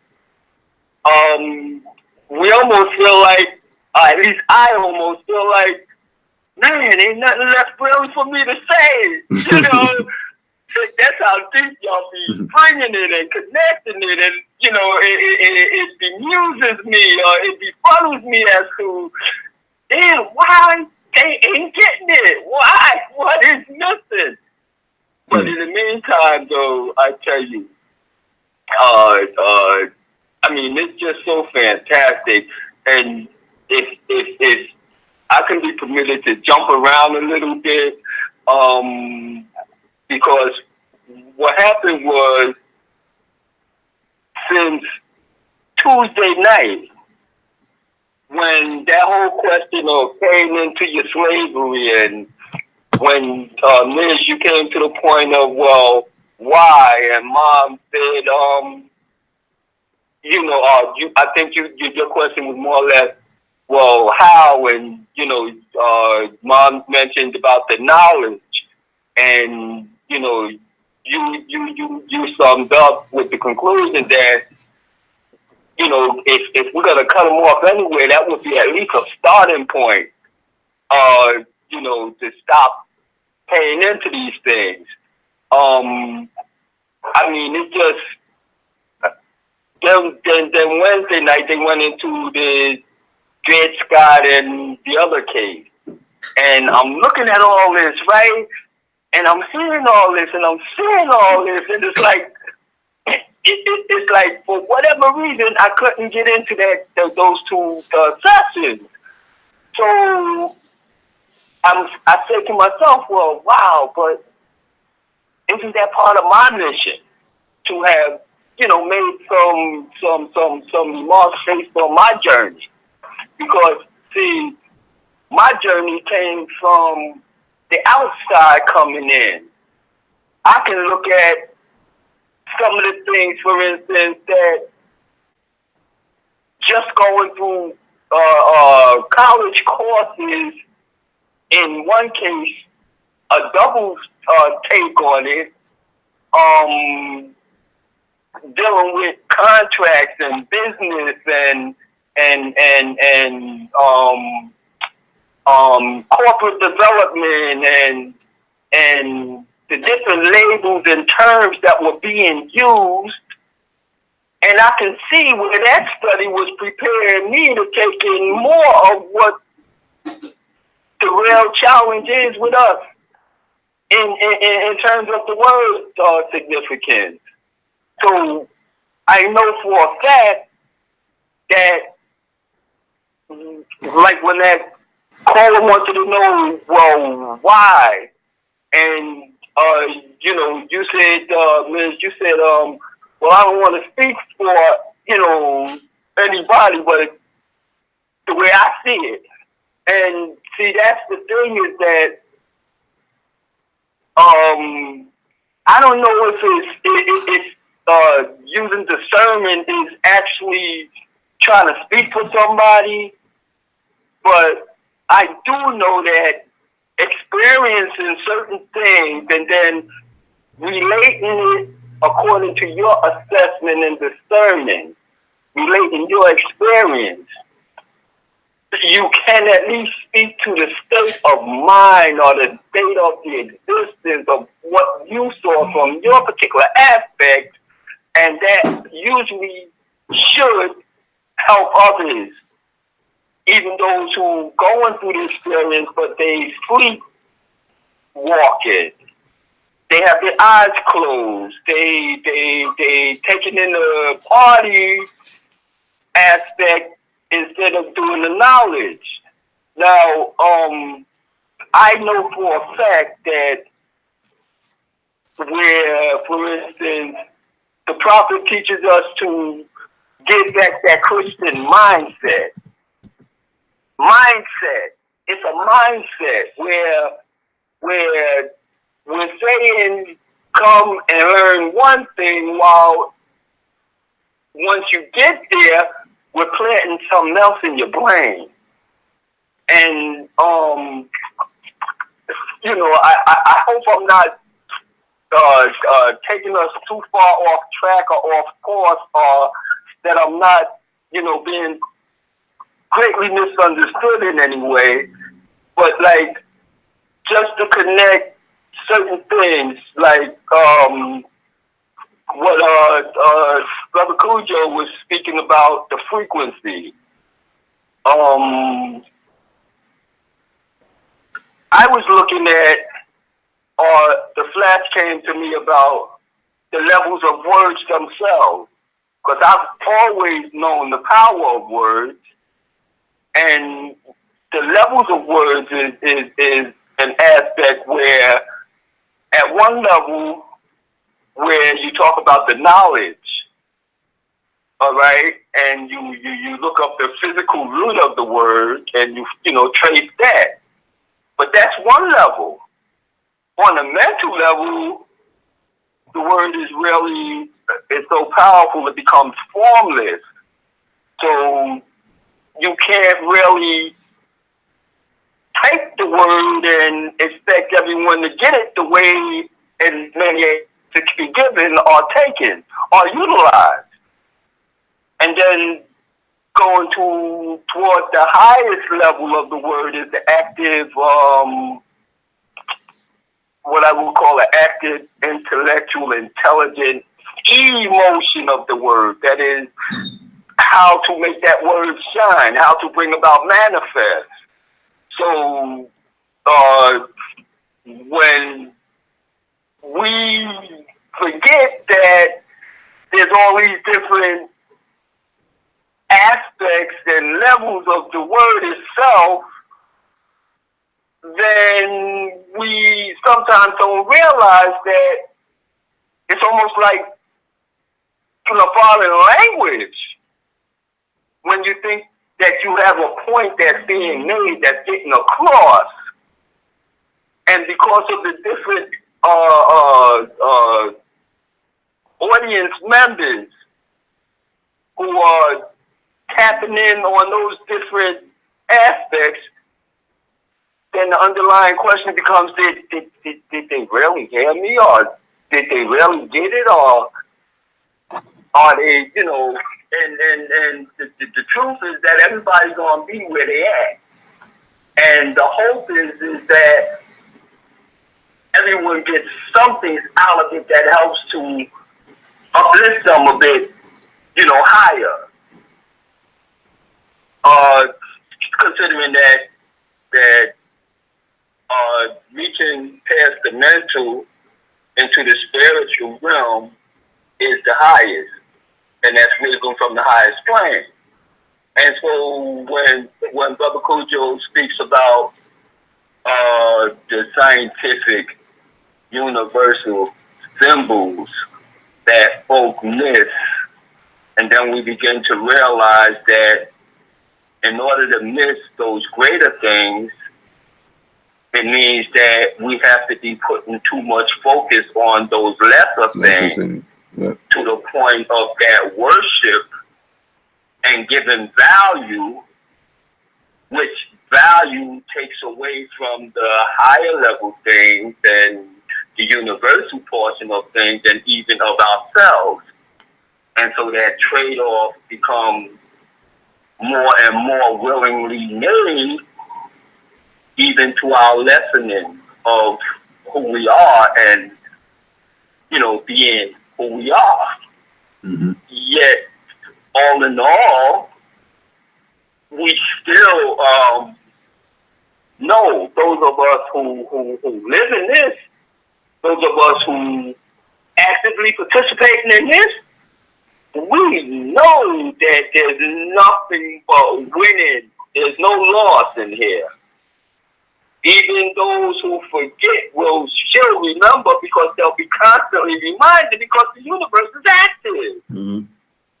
And it's consistent. Islam. And so when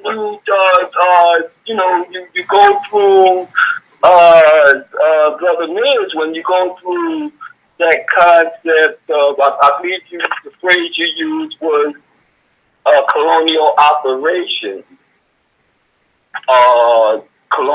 I believe you said colonial operation. And we try to use those for models. And that's the furthest thing from the truly conscious should be trying to model. And you'd be surprised how stuck many of us on those particular models.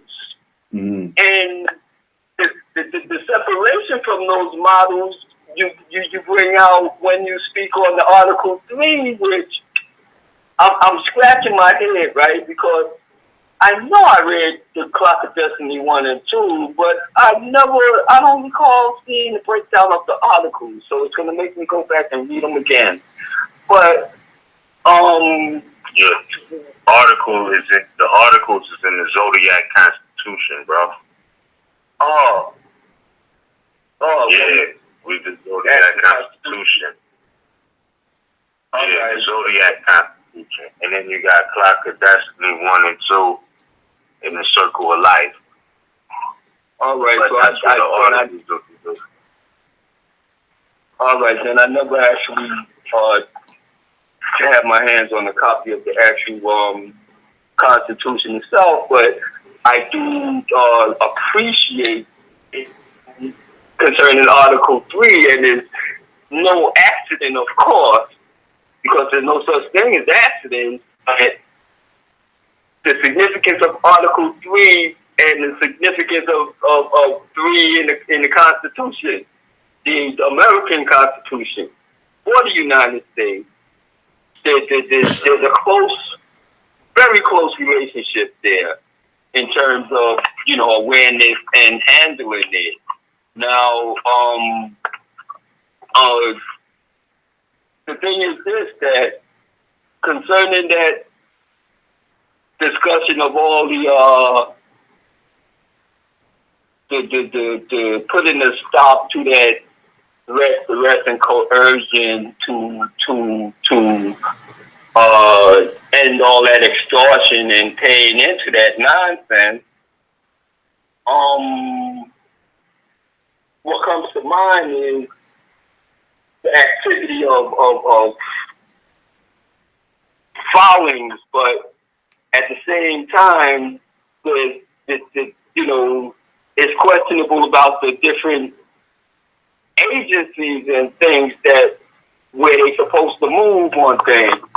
Whereas when we look at, for instance, the DOJ, if we file the DOJ complaint, would that do a streamline roller coaster effect on those particular activities that are, forcing the extortion? That's questionable. And again, I'm not trying to move.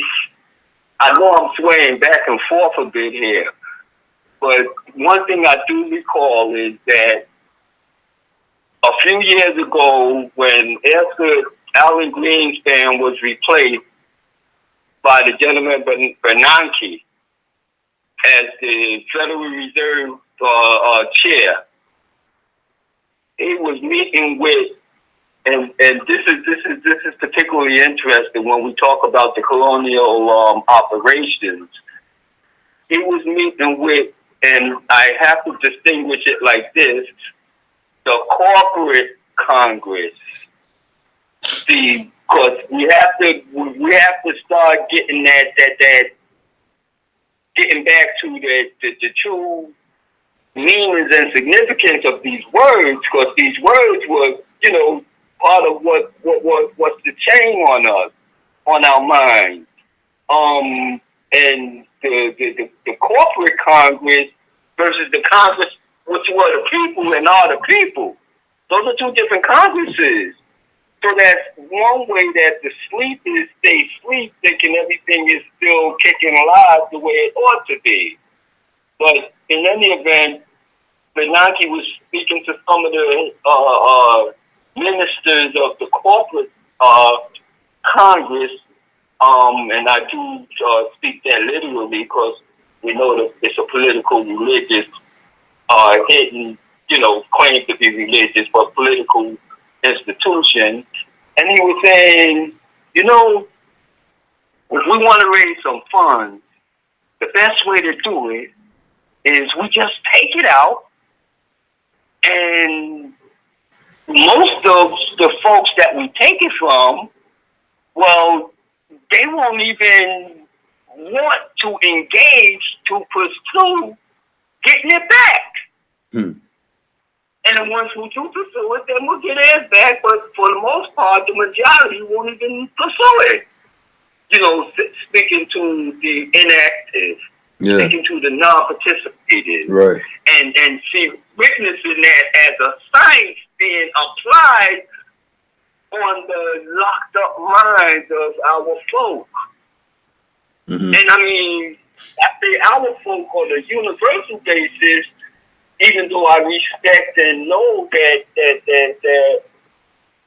I respect and know that we do, you know, have the various species. So when you were speaking about that, the whole idea of the variety of the universe, a picture came to me from someone else who illustrated or demonstrated about how you can have the elephants, the giraffes, the rhinoceros, the geese, and, you know, other animals gather at a river or a pond to take in the water, but you don't see them trying to feed each other or trying to even procreate with each other. To show you more of the universal order and how it stays in place, and how it seems we're only the confused ones. Who always trying to assimilate into something else. Right. And so, to give an illustration of Bernanke's statement applied, right? There's a company that charges for quote unquote a service for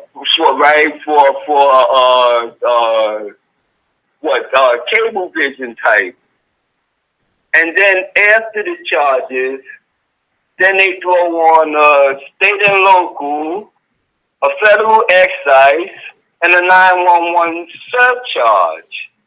And then they go further and they add state and local surcharge, a federal universal fee, a video franchise fee, a regulatory recovery fee, claiming it to be federal, a PEG grant fee, a regional sports network fee, a FiOS TV broadcast fee, a FDV administrative charge, and then a municipal construction surcharge. And so your bill becomes like, that's almost like half of the service audit. And even though you shouldn't be paying for that, but it's like, and we have folks who sit around and take this, watch this, look at this, and it doesn't move them to, I mean, if they complain, they're just doing it from I don't want to be active, no courage point of complaint. And so you wonder why people exploring on each other. I find that it's because they suppress what should have been let out where it should have been let out at, but it can't stay in but so long, so now they got to touch with somebody who ain't had nothing to do with nothing. You know, and it's no, really, it's that incredible. And I mean, but again, you know, knowing is half the walk, right? And so I go back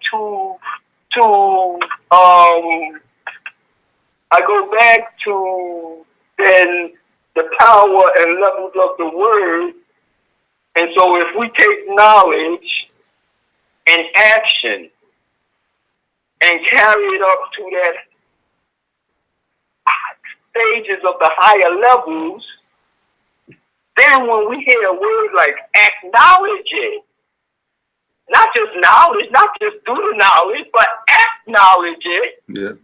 And we can see it from the aspect of take some action on the knowledge that you have now. Right. Then we'll be moving closer to getting it done. Islam. Then we be getting closer to really returning back to the mindset of our ancestors, our ancient forefathers and mothers. Because, you know, it's truly, it's been truly significant that when we, you know, talk about all the mystical things, and we talk about symbols, and we talk about, you know, I mean, there are many stories that illustrate and have illustrated the condition that has been created amongst us. And, you know, when we talk about, for instance, that poor righteous teacher thing, right? That in and of itself is a sign to us of an implant that's trying to chain us and degrade what we're supposed to be taking out of something. And if we are able to catch those different implants, we can more or less identify a particular organization's quicksand or chaining mental chain, and in that way we can, once we do the knowledge on it, that we acknowledge it by giving a remedy for freeing that mind from that. And the main thing though is that it is seeing yourself first, freeing yourself first, that creates that light inside that, you know, helps to free others. Now, when I look at, or when I was hearing that Dred Scott stuff, and then the other case that Abraham Lincoln defended, and when I compare that to a concept that I have already had the opportunity of witnessing using some studies, some other forums, and what's his name? The same author that did the Ancient and Modern Bliss. What's his name? David McRitchie. Yeah, when I compare his what is it? Gypsies of Ireland. And when we look at how when a case came up against someone who was part of the quote-unquote Moors, because they had it so well camouflaged under gypsy that it was hard to tell, but at least the symbol of it was that there was this separate nation of folk who, if there was ever a challenge, we do not take them before the king's court, which was a separate entity. We have to send it to that particular arena. And that's the real thought disconnection that I'm certain that we suffer, is that, you know, not to deny that the Constitution provided for this particular Supreme Court, but to acknowledge that those other entities that were not specifically designated, they are wrong arenas, and they've been painting and modeling, especially during that time period, of a plan that they were unfolding, which would be to put together cases that will legitimize any nonsense they want to pull. And, you know, back in the day, I had a bout with the Postal Service. And as we were going through the Federal District Court, there was something about the argument I was forcing my quote-unquote attorney to, and I say quote-unquote because he wasn't really mine, to put forth, seemed to have made how you call when they use a particular case to claim some type of form of it. It seemed to have registered as that. So it must have been something that they wanted in that case to use to go along with their plot. And I know it had to be that because I was at that time arguing from and about and as a 14th Amendment character.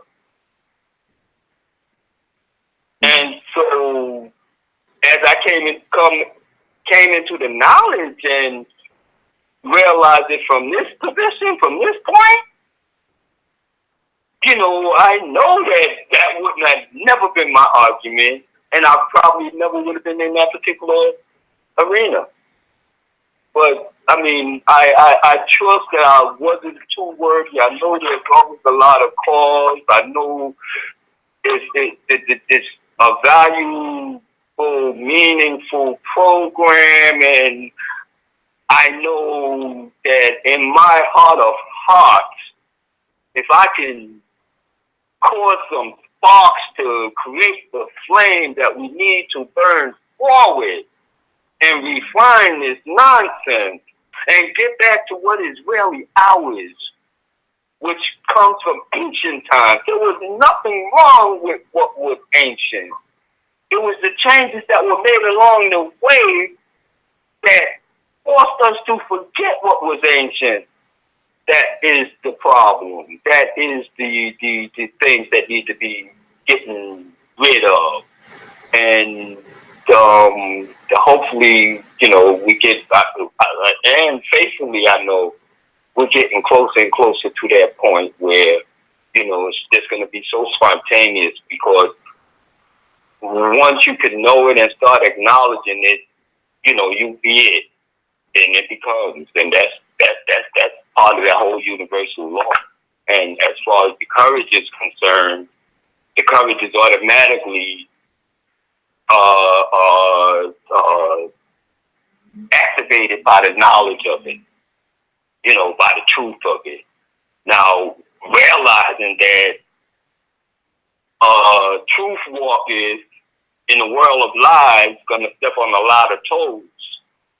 And sometimes I might be too brash with, you know, the truth. But it gets to that point where, hey, no, man, I ain't no more cake gloves. Y'all full of it. No more cake gloves. Y'all gonna need to take this stuff straight up. No mixing nothing in this. You need this to strength. And you know that's where we're going. That's what we got to get to. That's what I'm working on. And I get all these very intense visions and visuals and connecting things. Now, I thank you for being there. I thank you for the program, for keeping them up, for the wisdom, for the various you know, sources of it. And see, me myself, sometimes I've read so many different things before and during and now that, you know, it's like the dots, they just seem so amazingly connected. I can almost see the greater picture. And just fills me with so much joy. And like I say, I just trust that others will dare to spark because I stepped up to present. And on that I rest. Islam. Islam, Moor. Islam, bro. Give thanks for that. Certainly. Appreciate the brethren in his add-on. His wisdom was flowing. But we don't, at this point, we don't have any more callers in the queue. But I do want to take note of the fact that I was looking in the chat on the tube, and somebody came in right after I finished going in about how the body is the temple. You know, this is recognized in the Library of Congress. Somebody in the chat, Al Moore L, says that, hold on, let me find this quote verbatim so I don't misquote this brother or sister. Hold up. He goes on to say, let me see. Hold on, damn, we got a lot of comments. Okay, yeah, well, comment not there no more, but it was something to the nature of, by law, you can only declare your nationality by law through the Moor Science Temple. You know what I'm saying? And I'm saying again that that's a falsehood.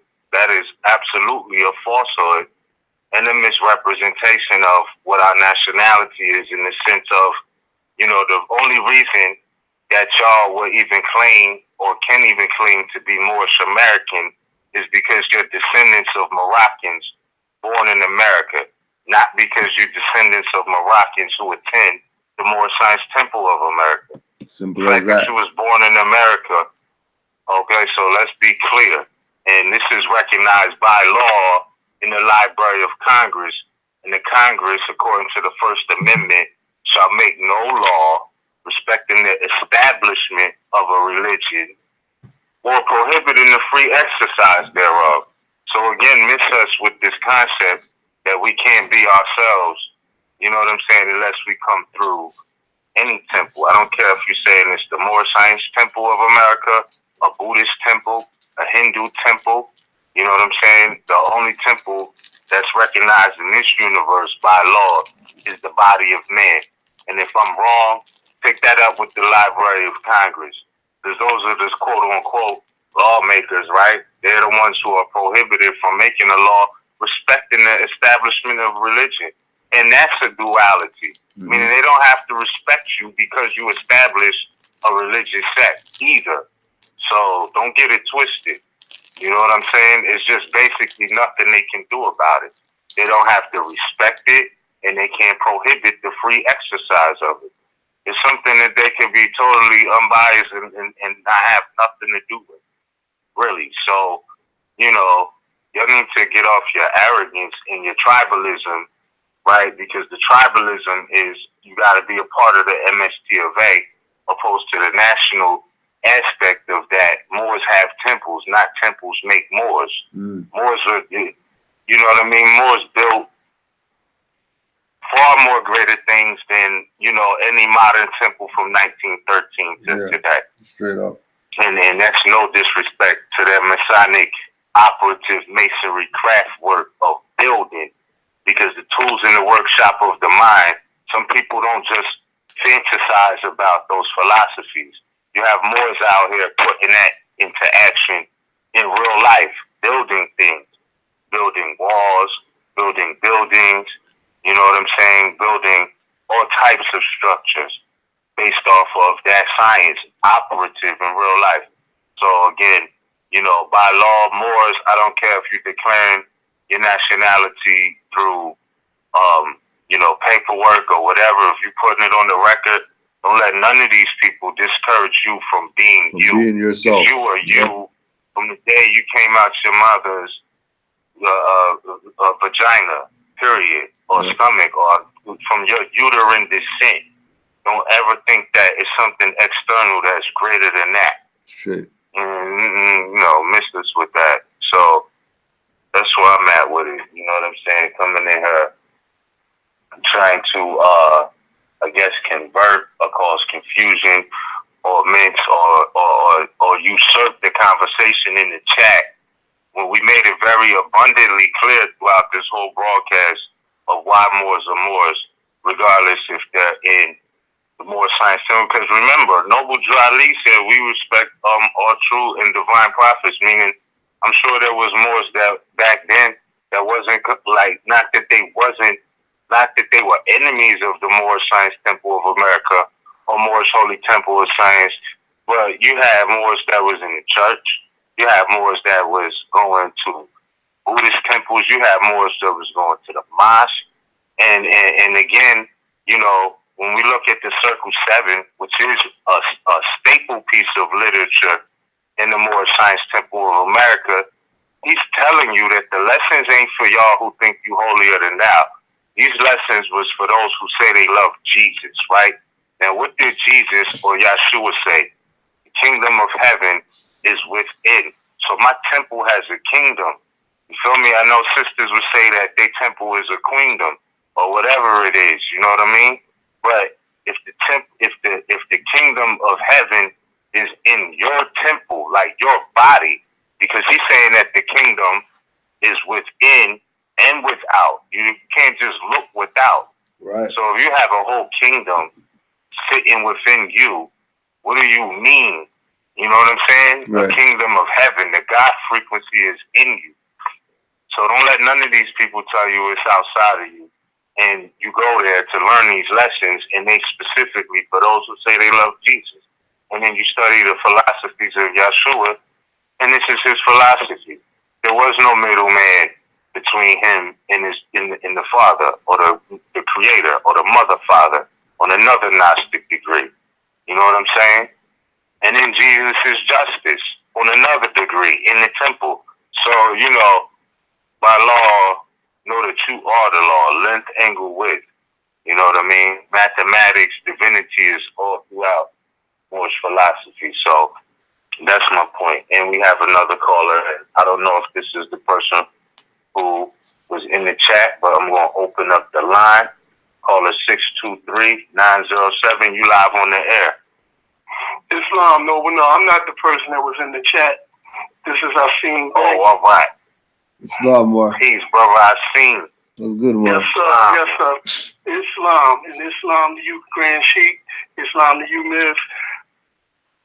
I just had a question for the chat, and I'm not going to answer. Let people answer it for themselves. So I'm wondering. So it would, not that I'm wondering, the question would be, from that statement is, was Prophet Noble Drew Ali a Moorish American before he created the Moorish Holy Temple of Science and the Moorish Science Temple of America? Or he waited till he created those things and then proclaimed himself a Moorish American? Let's think about it. You know, to that person that was in the quote, you know, because he should ask himself that. Islam?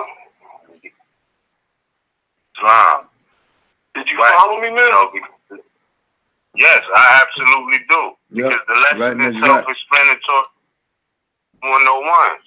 You know what I mean? The reason that the whole point of saying you're Moorish American, the reason why, according to Noble Drew Ali himself, is, you know, why are we Moorish Americans? Because we're descendants of Moroccans born in America, not born in Mars, not born under the water, not born in the United States. You understand? Not because we're members of the Moorish Science Temple of America. The reason why we're Moorish Americans is because we're descendants of Moroccans born in America, and then you do the Moroccan lineage, and it's going to take you back to the Moor, like the Canaanites.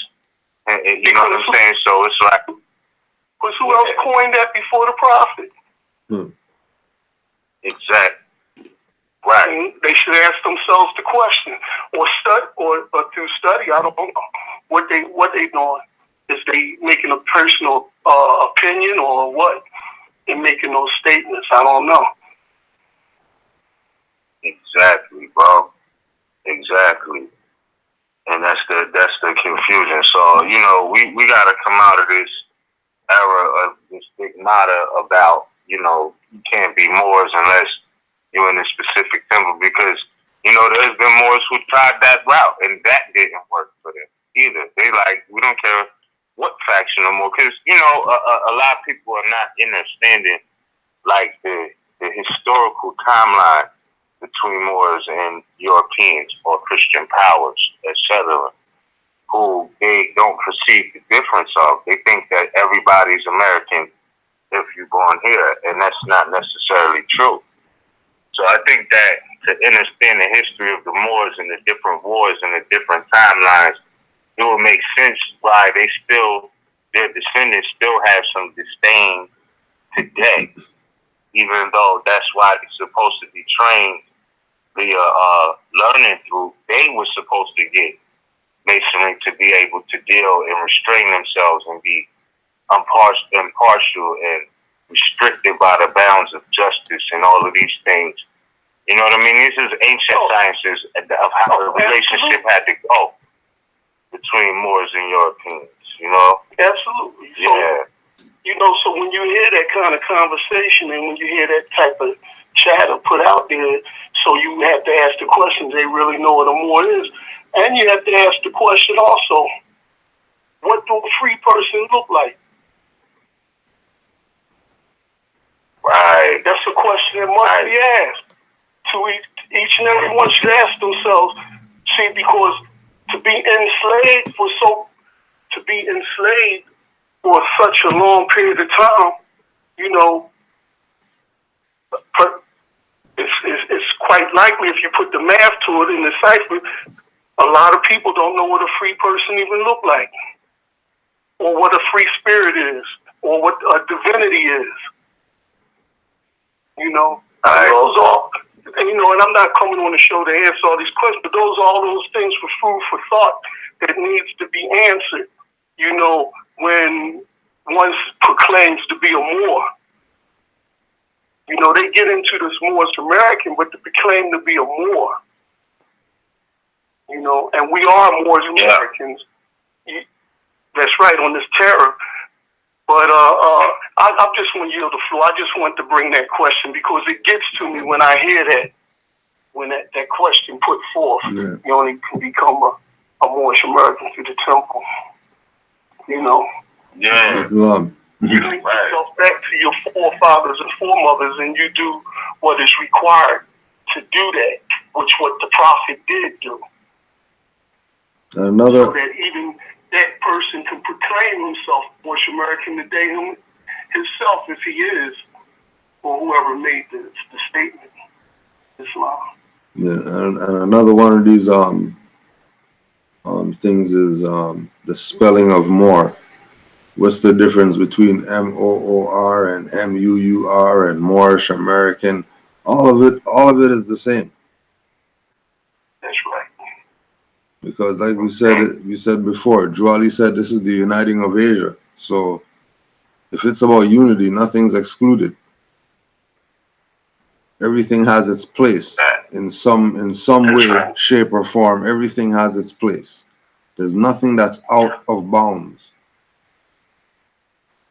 You know, everything's within the boundaries. You know. And if you understand that you are the Moor, you are all of that, as you say, Right. Grand Chief. Right.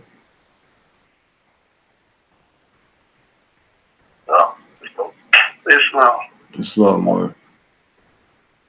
Peace, Noble Asim. Thank you for calling in, bro. I highly appreciate your wisdom on it. And peace to you and your family, bro. Rick O's that has to be thought about because people are just saying anything these days, like anything. And you know, that's why we're here. We do have to do some concept corrections, and we all know that. Absolutely, and we coming upon a full moon. Islam, And I'm just putting it out there. So what are the Moors? What are practicing our Moors doing? What practice are Moors doing? You know it's coming upon a full moon, so what do you do? Mm-hmm. What's the custom? What's the practice of Moors? You know, not the people that's out there, but what do you do? You know? The free people do what free people do, enslaved, or the enslaved do what enslaved people do. Exactly. Exactly, bro. And it's just so divine. It's like, when is the last time that has ever happened where the full moon was in the same constellation 2 months back to back? Like, that's crazy. Remember, we just had a full supermoon in Libra on March 21st on the New Year.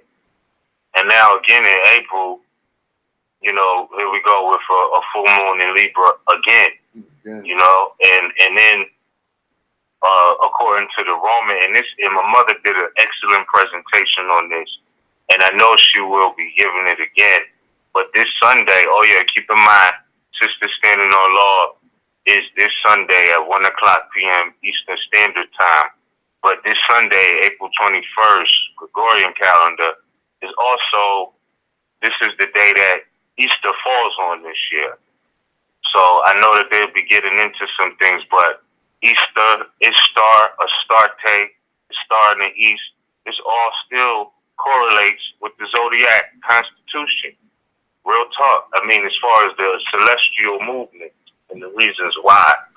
So, again, because remember, Constantine, you know, when you go back to the 7th Ecumenical Council, these were all Moors.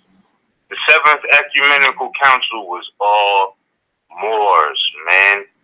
And it's like, wow. So when you look at this and you see how they was trying to tap into astrology and put their faces on coins and things like that, because the moon energy, the money is moon energy. And we here on the Libra full moon right now, you know, and all of this is significant because this is that currency. You know, again, talking about being rich and being connected to nature. That's your currency. In the Holy Quran of Mecca, it says, if they ask you concerning the new moons, say these are fixed signs concerning the affairs of men. You know, so the affairs of men are supposed to be done by the moon, the new moon. That's right. You know, and that's where you find your wealth at. And that's where your wealth is at. So you can't take your place amongst the affairs of men without knowing astrology. It's impossible. You can think you're doing something, but it'll be out of order because your own law is telling you that the new moons are the fixed signs concerning the affairs of men. So this is the time for growth and abundance. It's not good. That's a nice spot. I'm just gonna meet you. Yeah. Somebody probably rang the bell and shit. I'm gonna meet you. Yeah, carry on. I'm gonna meet you.